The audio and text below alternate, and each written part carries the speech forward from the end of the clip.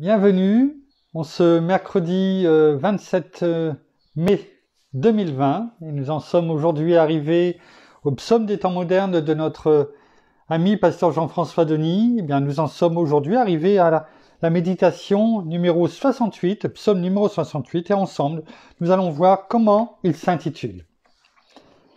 Nous avons ce combat à livrer. Le combat que nous avons à livrer sur terre est sérieux. Notre ennemi ne nous lâchera pas. Il est réellement furieux. Ses jours sont comptés. C'est pourquoi il est davantage déchaîné. Il tente par tous les moyens de séduire les élus de Dieu. Il s'acharne, il travaille, il se déguise. Et croyez-moi, il est très astucieux.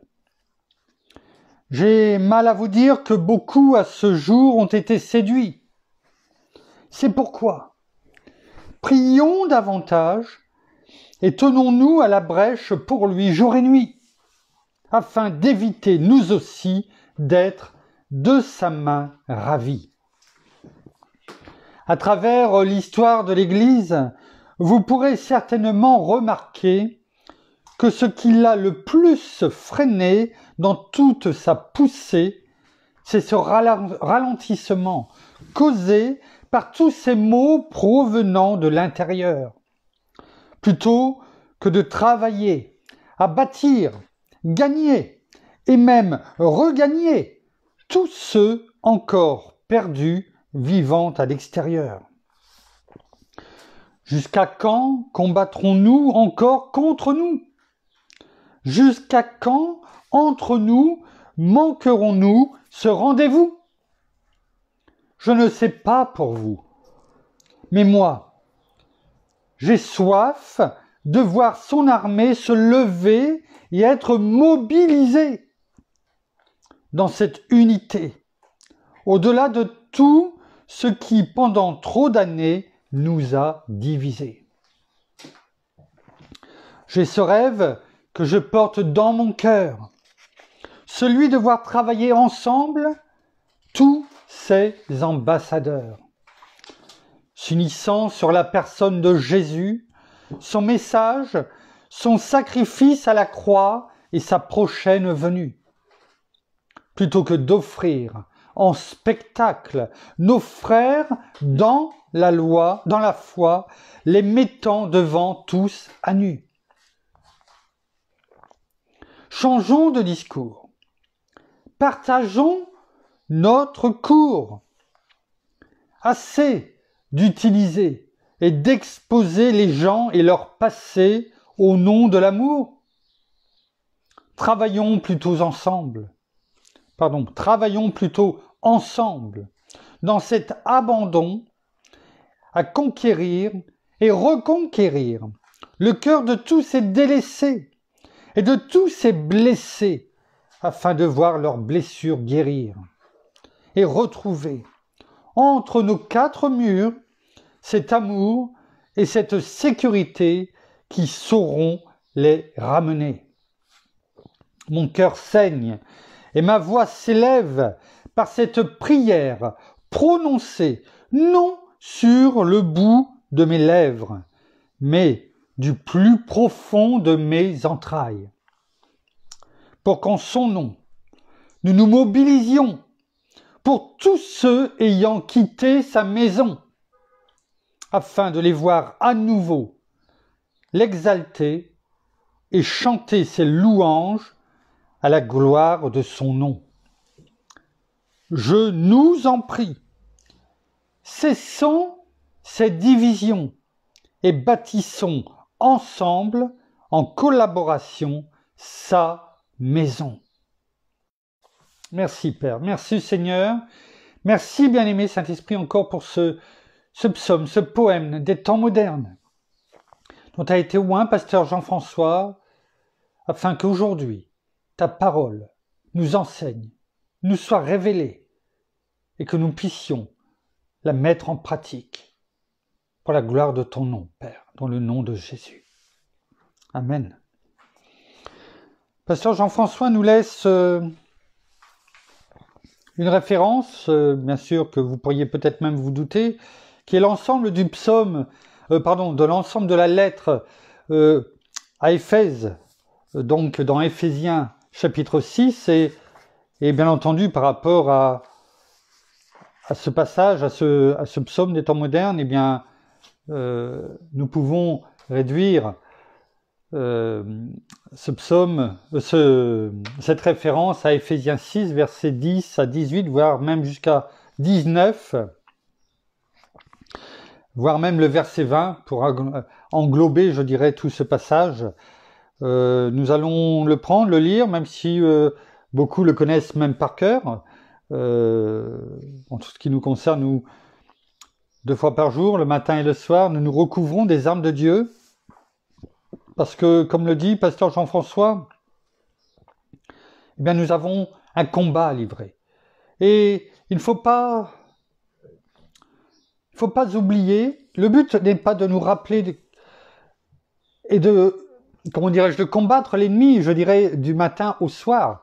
Mais il est bon de savoir qui il est et de ne pas se tromper sur les choses sur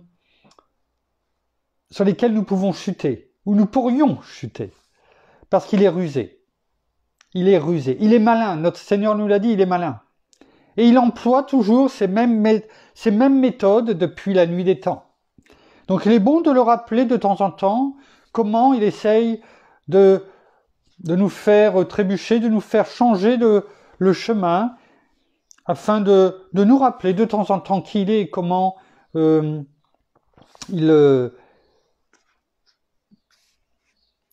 utilise ces méthodes. Ces vieilles méthodes, mais qui sont toujours d'actualité et qui marchent toujours. C'est pour ça qu'il les utilise. Et il est davantage déchaîné aujourd'hui parce qu'il connaît sa fin. Il connaît sa fin. Il sait très bien, parce qu'il n'est pas dupe, qu'il va finir dans la géhenne. Il le sait. Il le sait. Et c'est justement pour cela qu'il a à cœur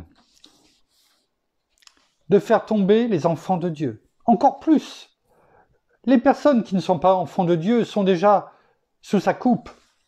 Et c'est pourquoi il se jette son dévolu sur tous les enfants de Dieu. Et c'est pourquoi quelquefois nous avons des difficultés, quelquefois, dans nos vies. On a pu le méditer bien des fois. Et si la parole que l'on va lire maintenant nous dit de tenir ferme, c'est qu'il y a une raison. Sinon, notre Père nous dirait, vous êtes enfants de Dieu, tout est bon. Ça va être un long fleuve tranquille. Mais que nenni, ce n'est pas ce que la parole nous dit, et on va le voir maintenant. Alors, prenons déjà la référence, Éphésiens 6, et nous allons prendre le passage qui nous intéresse ce soir. Alors, non pas que nous sélectionnons, on est bien d'accord, mais on le prend par rapport à, bien entendu, il y a juste un papier qui s'est fait la malle. Merci. Et donc, on prend, alors même si on le connaît par cœur, mais bon, on va le lire ensemble.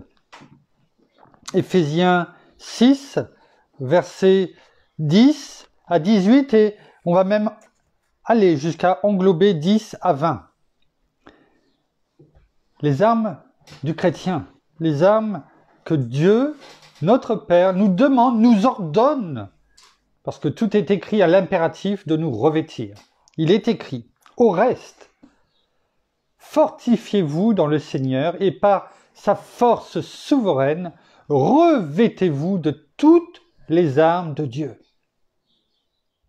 afin de pouvoir tenir ferme contre toutes les manœuvres du diable. Car nous n'avons pas à lutter contre la chair et le sang, mais contre les principautés, contre les pouvoirs, contre les dominateurs des ténèbres d'ici-bas, contre les esprits du mal dans les lieux célestes. Oui, c'est eux, notre ennemi, qui sont sous les ordres d'un seul, Satan. anciennement Lucifer. C'est pourquoi, verset 13, c'est pourquoi, prenez toutes les armes de Dieu, afin de pouvoir résister dans le mauvais jour et tenir ferme après avoir tout surmonté. Tenez donc ferme.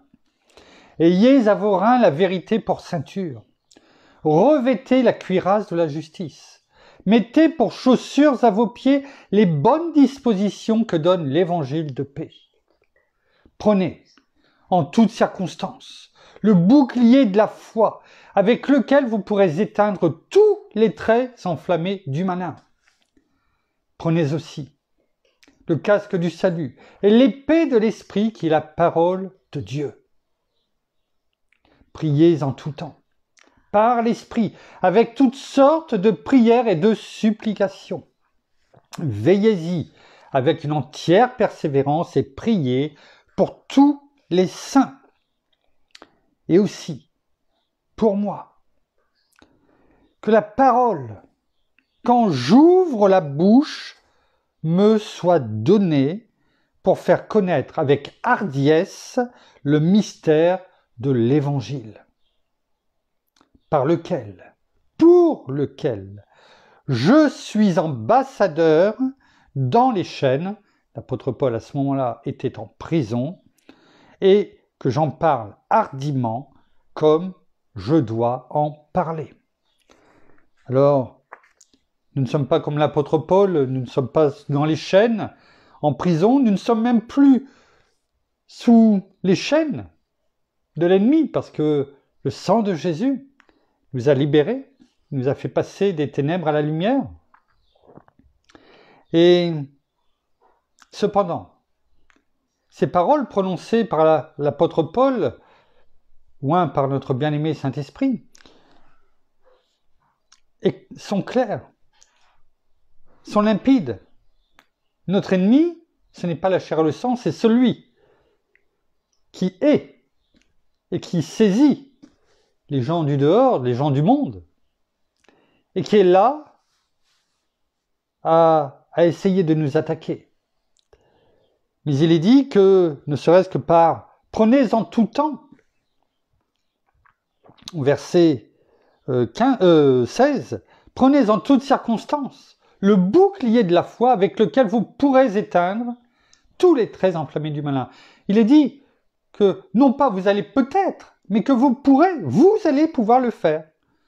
On va pouvoir tout arrêter avec le bouclier de la foi. Sans compter toutes les armes, bien entendu, que nous n'allons pas détailler, parce que nous l'avions déjà fait dans une méditation ou un GDM. Je vous laisse aller les rechercher dans les onglets.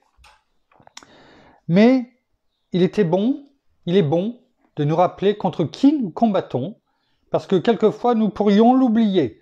Nous pourrions oublier que c'est contre les êtres humains, les hommes. Alors que là, la parole est claire, elle nous rappelle que ce n'est pas contre la chair et le sang, mais c'est contre ces esprits mauvais qui viennent habiter l'être humain, parce que c'est comme ça que ça se passe. L'esprit mauvais a horreur d'être en dehors, et il cherche, comme la parole le dit ailleurs, cherche à venir et à pénétrer l'être humain pour faire son œuvre. Et c'est ce que nous allons voir ce soir au travers de des versets, eh bien, nous rappeler qui est cet ennemi, le grand trompeur. Et cela, ça a été dès le départ. Alors, je ne parle même pas avec les anges, mais on va ne parler que bien sûr de ce que nous dit la parole, c'est-à-dire à partir d'Adam et Ève, et on s'apercevra qu'il n'a pas changé. Alors oui, le grand trompeur s'efforce de ruiner les hommes, l'être humain, quand je dis les hommes, c'est l'être humain, par ses preuves, par ses œuvres trompeuses, perverses. On le voit notamment dans 3.1, lorsqu'il pousse à la désobéissance. Genèse 3, verset 1. Il est écrit, le serpent était le plus rusé de tous les animaux des champs que l'Éternel Dieu avait fait. Il dit à la femme, Dieu a-t-il réellement dit, vous ne mangerez pas de tous les arbres du jardin? Voilà. Vous voyez, comme toujours, on l'a déjà pris cet exemple, c'est comme la publicité. Il va dire en partie la vérité, mais qu'en partie. Là, il savait très bien que Dieu avait dit qu'il ne fallait pas manger de tel arbre. Il le savait bien. La preuve. Mais il va englober l'ensemble afin de prendre au piège Ève.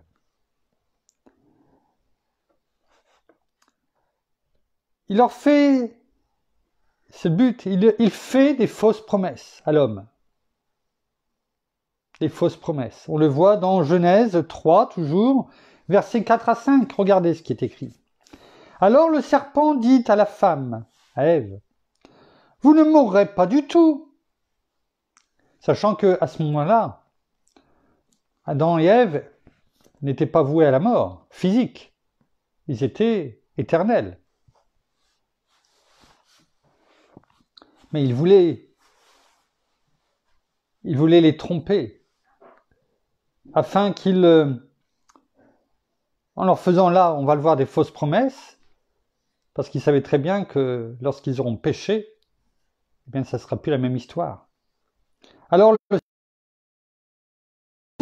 mais Dieu sait que le jour où vous en mangerez de ce fruit, vos yeux s'ouvriront et que vous serez comme des dieux, avec un petit d, qui connaissent le bien et le mal.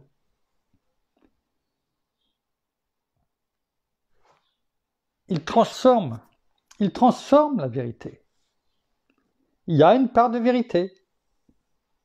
Vous ne mourrez pas. Spirituellement, c'est le cas. Mais physiquement, ce ne sera plus du tout la même histoire. Et le péché est rentré, la mort est rentrée. Parce qu'ils se sont laissés séduire, tromper par ces manœuvres de l'ennemi. Et on s'aperçoit qu'aujourd'hui, c'est toujours la même chose. Il utilise toujours ces mêmes astuces. La preuve, aujourd'hui dans le monde, comme je le disais tout à l'heure, la publicité, il l'utilise pour tromper.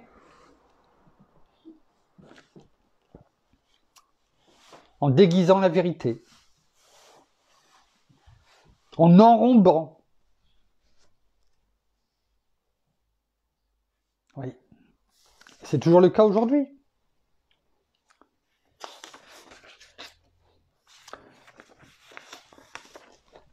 Dans 1 Chronique, chapitre 21, verset 1, verset 1er. Après David, après des victoires, David et puis son armée, après des victoires contre beaucoup de peuples, et notamment contre son ennemi, les Philistins, régulièrement. Excusez-moi, j'ai envie d'éternuer.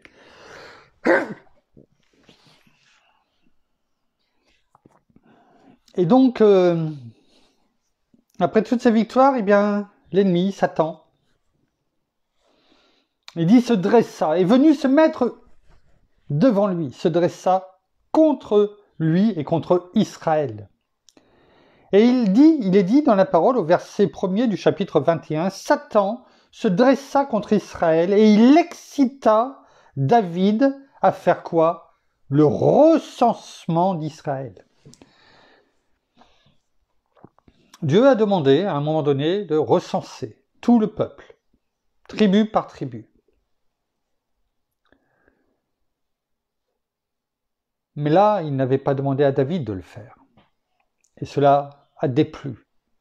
A déplu parce que ce n'est pas Dieu qui l'a demandé. Et David s'est laissé griser, s'est laissé tenter par l'ennemi, par le diable. Et ce qu'il a demandé, donc ce recensement, a conduit à ce qu'il y ait 70 000 personnes du peuple d'Israël qui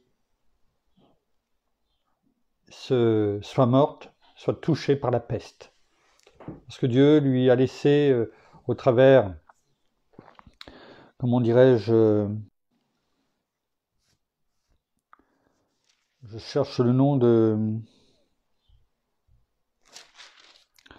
ce prophète, il est dit même de ce voyant, parce que c'est comme cela que, voilà, c'est Agad, pardon, je cherche le nom, Agad, il est dit dans la parole, le voyant, c'est-à-dire le prophète par qui Dieu est passé pour parler à David, alors qu'il aurait pu peut-être même le faire à David lui-même, mais non, il est passé par Gad, et il lui a laissé 3 possibilités. 3 ans de famine, 3 mois à la merci de ses ennemis, où même David pouvait périr de la main de ses ennemis, ou 3 jours de peste. Il a choisi, David, ces 3 jours de peste, et c'était un massacre. 70 000 personnes sont décédées, et Dieu a arrêté l'ange exterminateur qui avait été envoyé parce que ça lui faisait mal au cœur. Il avait compassion. Quand je vous dis que l'ennemi est rusé, il est rusé. Il a même essayé d'attaquer David, donc, et en le faisant détourner de son droit chemin.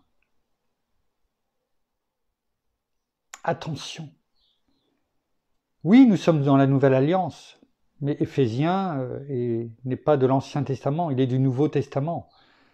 Et si Dieu nous ordonne, par sa parole, de nous munir de toutes les armes pour une raison qui est de tenir ferme et de savoir qui est notre ennemi, le but, c'est pas d'en parler du matin au soir, mais le but, c'est de savoir qui nous combattons.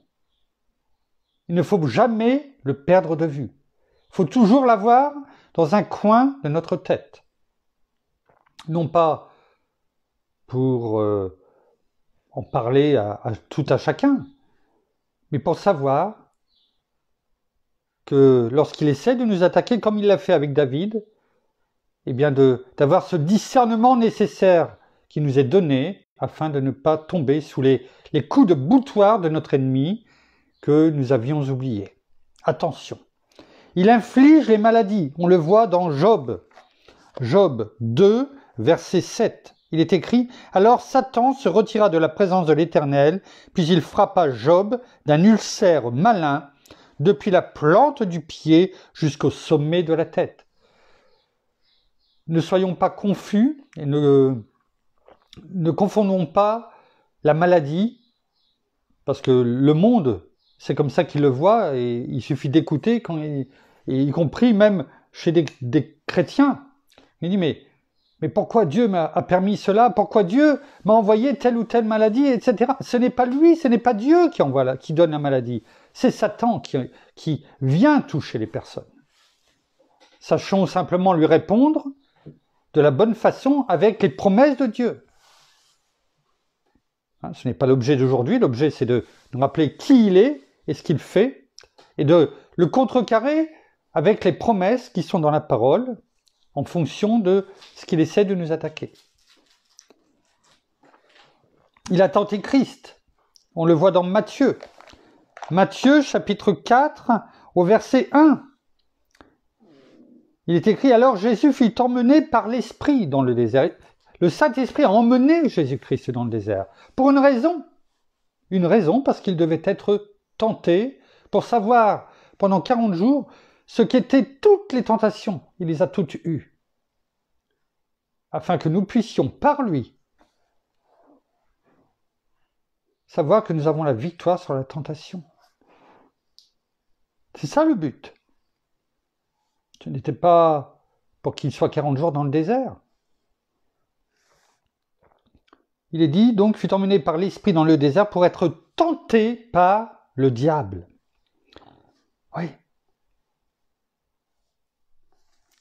Au verset 6, on s'aperçoit que, et on l'a déjà dit, notamment pour le psaume 91, Satan lui-même utilise et tourne, en tant que menteur qu'il est, rusé, utilise même la parole, comme quoi il connaît donc sa fin, utilise même la parole pour essayer de tromper. Regardez, au verset 6, il est écrit, toujours dans Matthieu chapitre 4, et donc Satan lui dit, « Si tu es fils de Dieu, jette-toi en bas !» C'était du temple. Car il est dit, « Il donnera des ordres à ses anges à ton sujet, et ils te porteront sur les mains, de peur que ton pied ne heurte contre une pierre. » Vous voyez ? Il reprend les paroles du psaume 91 pour faire chuter l'ennemi. Donc, Satan connaît la parole, il connaît sa fin, mais attention aussi de ne pas dire « Ah oui, mais il utilise ces mots-là, donc il ne faut plus... » Le psaume 91, ce n'est plus le psaume de protection, c'est faux. C'est faux. Donc, c'est un menteur, il connaît la parole, il essaye par tous les moyens, parce qu'il l'a fait avec notre Seigneur Jésus, et donc, s'il l'a fait avec Jésus, le Fils de Dieu, qu'il savait très bien qui il était, eh bien vous pensez bien qu'il le fera avec nous. Et il essaiera jusqu'à la fin. À nous de demeurer fermes dans ce qui nous est demandé, de nous revêtir quotidiennement de toutes les armes, d'avoir le discernement, de demeurer aussi dans la prière, c'est ce qui nous est demandé. N'oublions pas cette arme très puissante qu'est la prière. Beaucoup, en parlant d'Éphésiens 6, verset 10, s'arrêtent au verset 16 ou 17, mais n'englobent pas la prière, ce qui est une grave erreur. Une grave erreur. La prière est une arme puissante et l'ennemi, justement, veut que nous arrêtions de prier pour que ça soit, et que nous soyons à ce moment-là, comme il est dit dans le psaume 68 de pasteur Jean-François, eh bien que nous soyons divisés. Il y a un dicton qui est dit dans le monde, diviser pour mieux régner. C'est ce qu'il veut, c'est diviser pour mieux régner, pour mieux faire tomber les personnes. C'est ça qu'il veut, tout simplement. Ne l'oublions pas. Il ôte également la bonne semence. On ne va pas s'éterniser dessus parce qu'on l'a vu hier. Dans Matthieu chapitre 13, on va juste relire, verset 19. « Lorsqu'un homme écoute la parole du royaume et malin vient et enlève ce qui a été semé dans son cœur, c'est celui qui a reçu la semence le long du chemin. » On prêche, on porte la bonne nouvelle, mais l'ennemi est là, tout de suite, il est là pour enlever ces paroles, afin que cela ne soit pas une âme qui soit retirée de son royaume. À nous de faire notre travail, de continuer à semer, jusqu'à ce qu'il y ait cette bonne terre qui soit là et que l'ennemi, même en venant, il ne puisse pas retirer, la ôter. Mais dans ces cas-là aussi, nous pouvons, peut-être par la guérison, ou on va le voir par la délivrance, eh bien chasser aussi l'ennemi. Afin que cette bonne parole trouve cette bonne terre. Il sème l'ivrée, on l'a vu hier également, avec les épines. On le voit toujours dans Matthieu 13, versets 38 et 39. C'est dans la parabole de l'ivraie. Il est dit, le champ, c'est le monde. La bonne semence, ce sont les fils du royaume. Les disciples de Christ, ceux qui vont partout dans le monde porter la bonne nouvelle. L'ivraie, ce sont les fils du malin. Ce que l'ennemi utilise pour tenter, faire le mal, détourner, y compris les chrétiens, séduire y compris les femmes, pour faire tomber les hommes, les hommes de Dieu. Briser les familles, des ménages, des familles entières. L'ennemi qui l'a semé, c'est le diable. La moisson, c'est la fin du monde. Les moissonneurs, ce sont des anges. La parole, c'est notre Seigneur Jésus qui l'a dit, hein, qui dit ces mots. Hein. S'il avait fallu dire il n'y a pas d'ennemi, il l'aurait dit. S'il nous le rappelle, ça ne veut pas dire que nous sommes moins forts que lui. Pas du tout. C'est pas ce qu'il dit. Il dit simplement on a un ennemi. Il faut le connaître. Il faut avoir le discernement de ce qu'il fait. Et je vous donne les moyens, toutes les armes, mais aussi l'autorité, on a pu méditer dessus, parce que je vous fais ambassadeur de Christ sur terre. En mon nom, je vous donne toute mon autorité. On le voit dans Matthieu 16, on l'a médité il n'y a pas longtemps, verset 19, dans Matthieu 18, verset 18 à 20, on le voit dans Luc 10, verset 16 à 20, je vous donne les versets, mais aussi dans Jean 14, verset 12 à 15. Je vous envoie sur les différentes méditations que l'on a pu faire ces dernières semaines. Il sème, on vient de le dire, il ruine également l'âme et le corps. On le voit dans Luc.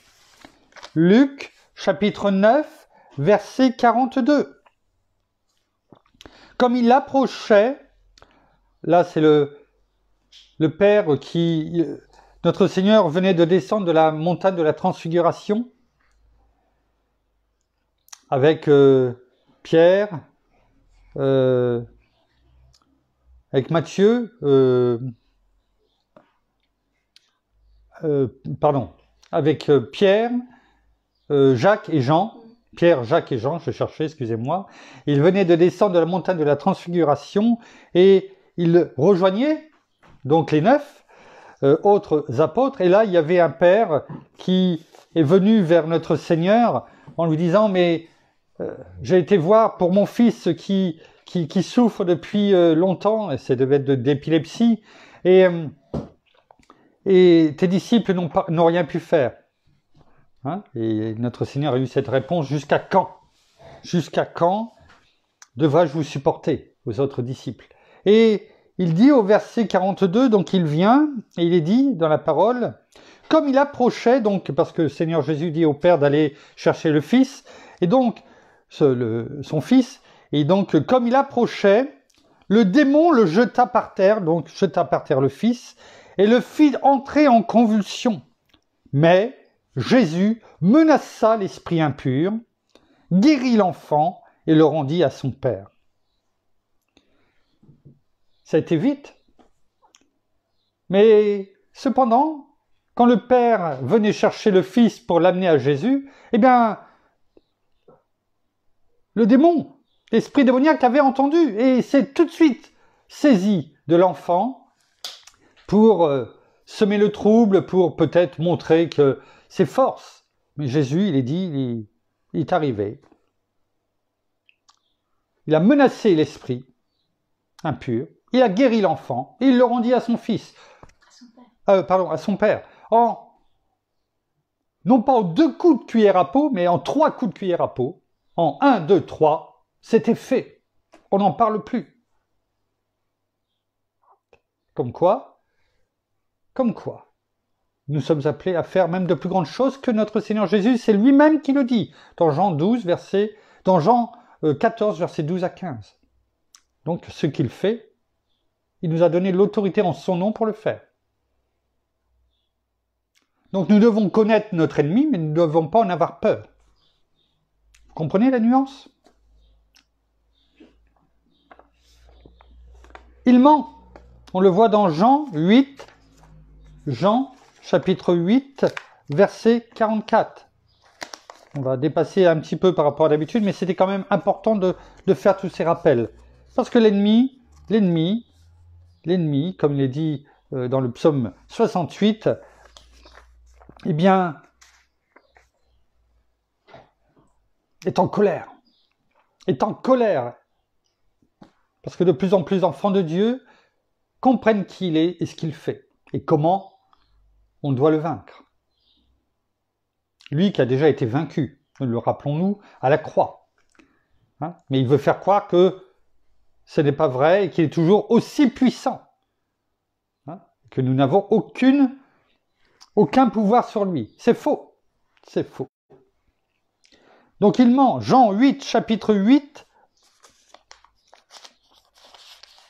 verset 44.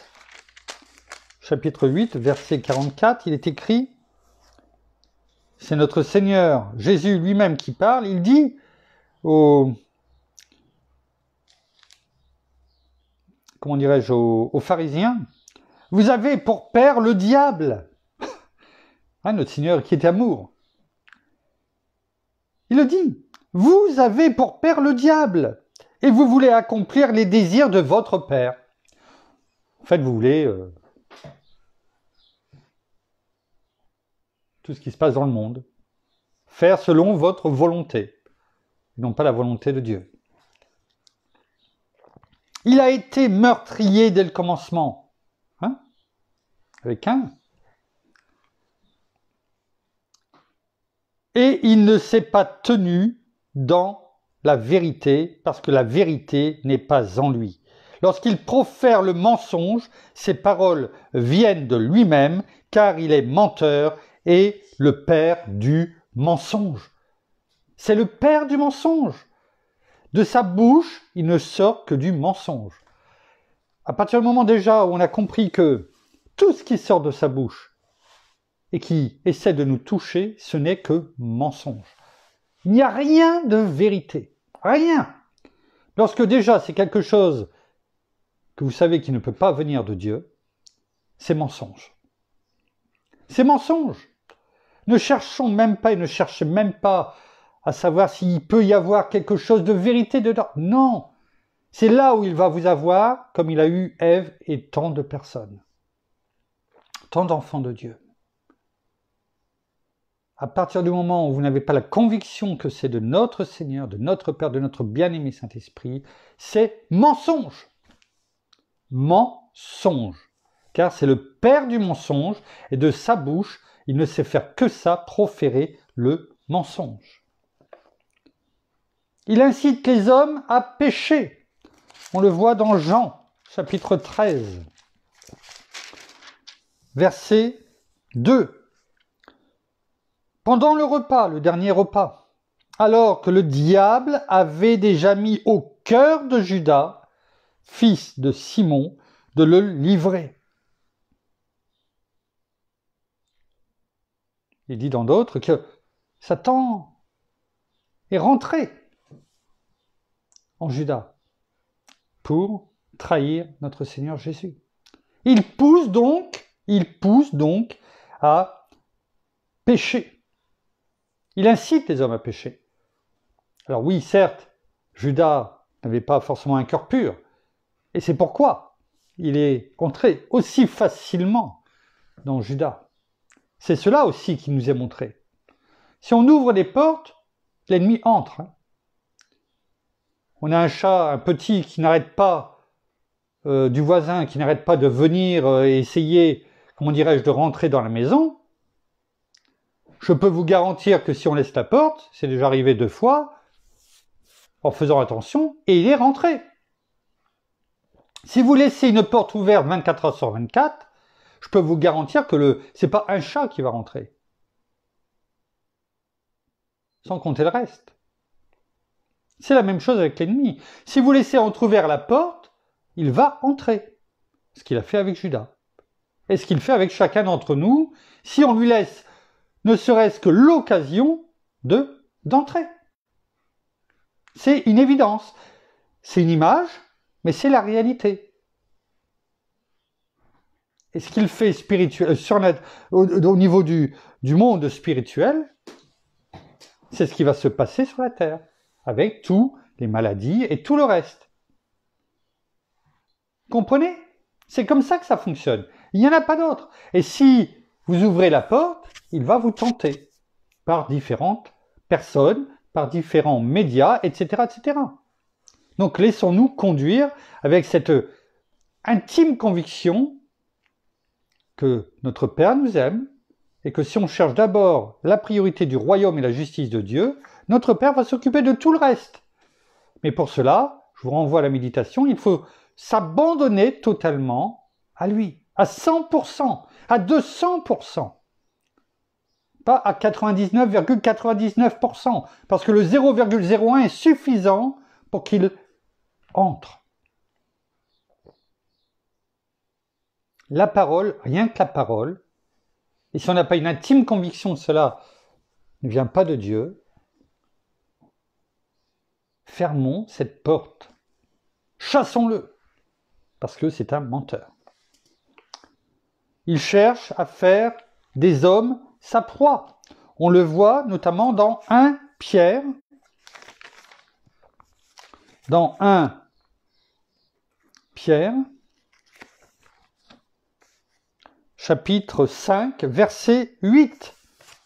Il est écrit, et on le connaît, « Soyez sobres », c'est-à-dire, cherchez pas l'opulence, l'excès, soyez sobres, en tout. On ne nous a pas dit de ne rien faire, on nous a dit d'être sobres. Soyez sobres, veillez, votre adversaire, le diable, rôde comme un lion rugissant, cherchant qui dévorer. On le connaît très bien, ce verset. Mais il ne suffit pas de connaître la parole. Il faut la mettre en pratique. Il faut être sobre. Attention. Peut-être que certains vont vous trouver vieillots. Eh bien, ils nous trouveront vieillots. Pas au goût du jour. Pas moderne. Parce qu'on n'accepte pas telle ou telle chose. Ok, c'est pas grave. Notre fils nous a fait parvenir, c'est hier, je crois, en France, eh bien, dans le Nord, dans un petit village, eh bien, a été élu, 500 habitants, eh bien, a été élu la première, enfin, le premier homme, la première femme, j'en sais rien, je ne sais pas, transgenre. En fait, c'était... Non, là, c'est une femme. C'est une femme. Alors, ça devait être un homme avant, enfin, bon, je sais pas, mais enfin, qu'importe. Un transgenre. Normal. Si on dit quelque chose, on va nous dire attendez, il faut vivre avec son temps, quoi. Vous êtes sectaire. Voilà comment l'ennemi utilise les personnes pour que petit à petit, les choses s'établissent et demain, ça sera d'une grande ville. Ça sera normal. Et les gens, ils verront ça, bah, tout le reste passera facilement. Mais c'est de l'hypocrisie, c'est une horreur devant Dieu. Pas contre la personne en elle-même, mais contre l'ennemi qui est en elle. Vous comprenez bien maintenant. Ce n'est pas contre la chair et le sang.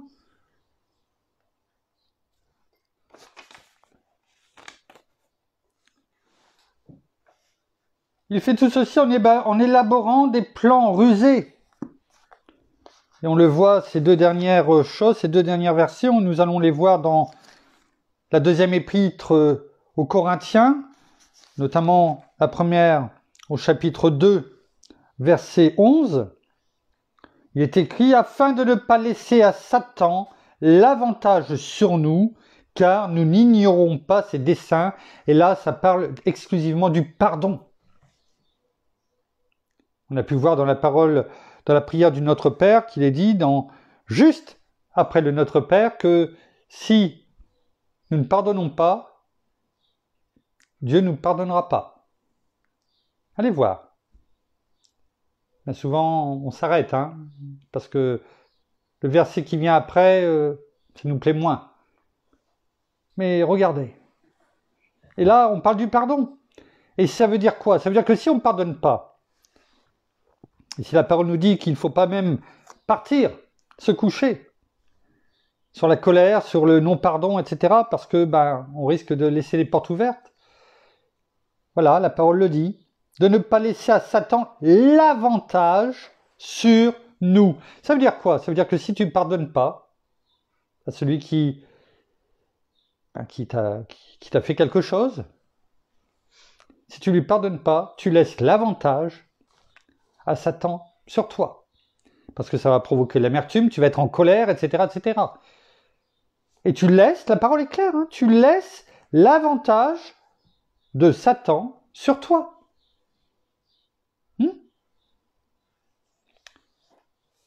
Et comme on connaît ses desseins, on sait maintenant que si on ne pardonne pas, eh bien on laisse l'avantage à Satan sur nous, eh bien nous savons que nous n'allons pas nous coucher, nous pardonnons tout de suite. Et nous laissons notre Père, dans le nom de Jésus, s'occuper des choses. C'est bien plus profitable pour chacun d'entre nous. Mettons en pratique ce que nous entendons. Et pour terminer, allons voir ce que la parole nous dit dans 2 Corinthiens 11, chapitre 11, verset 14, parce qu'il est malin, et il se déguise comme un ange de lumière, pour nous paraître beau, bien, se laisser griser, comme il va le faire avec beaucoup, à la fin des temps, avec l'Antéchrist. Donc, chapitre 11, 2 Corinthiens chapitre 11, verset 14, il est écrit « Et ce n'est pas étonnant ». Avant, on va prendre même au verset 13. « Ces hommes-là sont de faux apôtres, des ouvriers trompeurs déguisés en apôtres de Christ. » Donc des gens qui vont faire croire qu'ils servent Dieu, mais c'est faux. Pourquoi ? Il est écrit au verset 14 « Et ce n'est pas étonnant, car Satan lui-même se déguise en ange de lumière. » Alors, au travers de ces quelques versets que nous avons pris de la parole, c'était pour nous rappeler qui il était, comment il agissait, mais afin de ne pas nous laisser tromper par l'ennemi. Et nous savons en plus les armes que nous avons, on a pu les lire, afin de pouvoir tenir ferme. Donc que tout cela soit en nous, gravé sur les tables de notre cœur, afin de ne pas nous laisser avoir et de ne pas chuter. Donc, sachons persévérer, tenir ferme, sachons comme le demande dans sa prière avec cœur et avec larmes, pasteur Jean-François aussi, de pouvoir nous réunir ensemble, et c'est ce que nous, en tout cas, notre Seigneur nous conduit à faire avec nos amis du Canada, et j'espère avec beaucoup d'autres, eh bien, afin que nous, ensemble, petit à petit, nous soyons ensemble pour bâtir sa maison, son église, son épouse, qu'il va venir chercher lors de son avènement. Merci Seigneur, merci Père, merci bien-aimé Saint-Esprit. Nous terminons par la prière. Merci Seigneur encore pour ton enseignement. Merci encore pour la parole qui nous est révélée. Oui, donne-nous, Père, cet esprit de révélation, afin que, et cet esprit, vraiment ce discernement chaque jour dans nos vies, afin que nous nous laissions pas ni tenter par toutes ces choses qui brillent, par toutes ces choses du monde, car nous l'avons vu, nous l'avons entendu et nous l'avons compris, que Satan, eh bien, peut nous tenter, mais aussi qu'il se déguise, et que ce n'est qu'un menteur, oui, vraiment un menteur, un voleur, et il ne vient vraiment que pour tuer, détruire et égorger. Il ne vient que pour faire le mal. Alors sachons vraiment le reconnaître et usons vraiment de nos armes afin de non seulement nous protéger, mais aussi de le combattre. Et de le combattre dès le début. Oui, dès le début. Alors usons de cette persévérance aussi dans la foi, cette persévérance aussi dans la prière, afin que vraiment nous puissions lutter contre lui. Oui, contre lui chaque jour, dans nos vies, dans tout ce que nous subissons, dans tout ce que nous voyons, dans tout ce que nous entendons. Sachons vraiment faire ce discernement, avoir ce discernement, avoir cette révélation pour que nous puissions vraiment distinguer et anticiper tous ces pièges, tous les pièges qu'il nous tend, et vraiment de pouvoir, nous, les combattre, non seulement avec toi, Seigneur Jésus, avec toi, bien-aimé Saint-Esprit, mais également que nous puissions les combattre avec la parole, qui est la vérité. Car vraiment, c'est une arme puissante. Oui, c'est une arme offensive. Alors merci encore de nous donner, oui, cette persévérance, cette foi, et de nous amener chaque jour à aller avec toi, parce que nous voulons combattre, non seulement pour nous, mais aussi pour nos familles, pour nos enfants, pour les personnes que nous connaissons, afin que ils apprennent la vérité, et que tout voile soit vraiment retiré de leurs yeux, et que ils puissent vraiment ne plus être aveuglés par toutes ces choses du monde, par tout ce qui brille, par tout ce qui est clinquant, mais voir vraiment la vérité, ta vérité, le chemin dans lequel tu nous demandes de marcher chaque jour. Alors merci pour toutes ces révélations, merci encore pour cet esprit vraiment pour la persévérance vraiment que tu nous donnes chaque jour, et augmente, oui vraiment, toutes ces capacités afin que nous puissions, nous aussi, tenir ferme chaque jour dans nos vies, prêtes à combattre chaque jour notre ennemi, et que nous nous rallions vraiment tous ensemble, car nous avons tous le même ennemi, Satan. Alors, merci Père, merci Seigneur, merci bien-aimé Saint-Esprit, soyez tous abondamment bénis dans le nom de Jésus. Amen. Voilà, ainsi s'achève la méditation de ce soir. Nous vous bénissons abondamment dans les lieux, de toutes les bénédictions spirituelles dans les lieux célestes en Christ. Notre Père est là, il est sur vous, il a sa main sur vous, il vous protège. Nous vous souhaitons une très très bonne soirée, un bon appétit pour ceux qui n'ont pas encore mangé. Nous vous donnons rendez-vous demain au même endroit, à la même heure. Bonne soirée, au revoir.